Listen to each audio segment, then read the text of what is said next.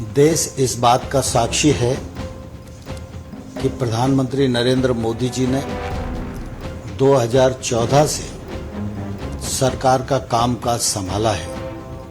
तब से लेकर आज तक लगातार उनकी सरकार की प्रतिबद्धता किसान और कृषि दोनों के प्रति रही है। परिणाम स्वरूप आप देखेंगे कि विगत 7 वर्षों में मोदी जी के नेतृत्व में कृषि को लाभ पहुंचाने की दृष्टि से अनेक नई योजनाएं आरंभ की गई, जिनका लाभ आज किसानों को मिल रहा है। वर्षों से प्रतीक्षा थी एमएसपी को लागत पर 50% मुनाफा जोड़कर घोषित किया जाए। प्रधानमंत्री जी ने ये निर्णय किया, इसका लाभ किसानों को मिल रहा है। सिर्फ इतना ही नहीं, प्रधानमंत्री नरेंद्र मोदी जी की सरकार ने सरकारी खरीद को लगभग 2 गुना किया। पहले गेहूं और धान 2 ही जिन्सों की खरीद होती थी। मोदी जी के निर्देश के बावजूद कपास, दलहन, तिलहन और मोटे अनाज की भी खरीद प्रारंभ हुई है। देश भर में छोटे किसानों को आय सहायता देने के रूप में पीएम किसान सम्मान निधि योजना आरंभ की गई। 1,62,000 करोड़ रुपया इस योजना के माध्यम से किसानों की जेब में पहुंचाने का काम किया। क्रॉप लोन की तरफ अगर हम ध्यान देंगे तो क्रॉप लोन को इन 7 वर्षों में 2 गुना किया गया है। किसान क्रेडिट कार्ड के कवरेज को भी बढ़ाने के सद प्रयत्न किए गए हैं। कृषि क्षेत्र में अधोसंरचना की कमी लंबे समय से थी। इस अधोसंरचना को बढ़ाने के लिए 1 लाख करोड़ रुपए का इंफ्रास्ट्रक्चर फंड प्रावधानित किया गया, जिस पर काम प्रारंभ हो गया है। अनेक संस्थाओं को इसका लाभ मिलने लगा है।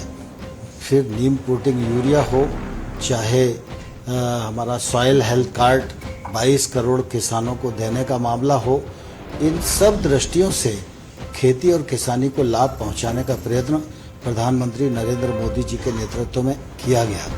प्रधानमंत्री जी चाहते थे कि किसानों के जीवन में जो बंदिशें हैं उनको खोला जाए। इस दिशा में अनेक कृषि अर्थशास्त्रियों ने, वैज्ञानिकों ने लंबे समय तक अध्ययन किया और इसके परिणाम स्वरूप प्रधानमंत्री जी कृषि सुधार की दृष्टि से 3 कानून लेकर आए, जिनको लोकसभा और राज्यसभा ने पारित किया। उन कानूनों का लाभ निश्चित रूप से किसानों को मिलने वाला था और उन कानूनों के पीछे प्रधानमंत्री जी की साफ नियत थी कि किसानों के जीवन में क्रांतिकारी बदलाव आए। लेकिन मुझे दुख है कि इन कानूनों का लाभ हम देश के कुछ किसानों को समझाने में सफल नहीं हो पाए। मैं इस अवसर पर उन लोगों को भी धन्यवाद देना चाहता हूं, जिन्होंने हमारे साथ मिलकर कृषि अर्थशास्त्रियों ने, वैज्ञानिकों ने, किसान संगठनों ने इन लाभों को समझाने की कोशिश की। मैं निश्चित रूप से उनका बहुत आभारी हूं। प्रधानमंत्री जी ने लगातार इस बात की कोशिश की थी कि इन सुधारों के बाद देश के कृषि क्षेत्र में बदलाव आए, लेकिन कुछ ऐसी परिस्थितियां बनी जिसके कारण कुछ किसानों को इन कानूनों में आपत्ति दिखाई देती थी। यद्यपि तर्क के साथ हम लोगों ने चर्चा का रास्ता अपनाया, उनको समझाने की कोशिश की, लेकिन फिर भी हम सफल नहीं हुए।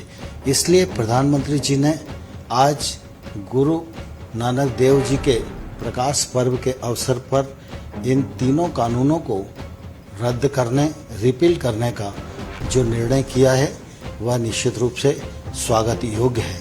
प्रधानमंत्री जी यही नहीं रुके, साथ ही साथ प्रधानमंत्री जी ने आज यह भी कहा है कि 0 बजट खेती हो, एमएसपी हो और क्रॉप डाइवर्सिफिकेशन का विषय हो, इन सब पर एक समिति बनाई जाएगी। इस समिति में केंद्र सरकार, राज्य सरकार, किसान, वैज्ञानिक, अर्थशास्त्री, ये सब उस समिति में रहेंगे यह समिति एमएसपी को प्रभावी और पारदर्शी बनाने की दिशा में और बाकी विषयों को समेटकर अपनी रिपोर्ट देगी। वह रिपोर्ट आने वाले कल में किसानी के क्षेत्र में लाभप्रद होगी, ऐसा मुझे विश्वास लगता है। और इस दृष्टि से आज प्रधानमंत्री जी ने जो निर्णय किया है, यह उनके बड़प्पन और किसानों की भावनाओं के प्रति संवेदनशीलता का परिचायक है। मैं इस ऐतिहासिक निर्णय के लिए प्रधानमंत्री जी का हृदय से धन्यवाद करता हूं, आभार प्रकट करता हूं।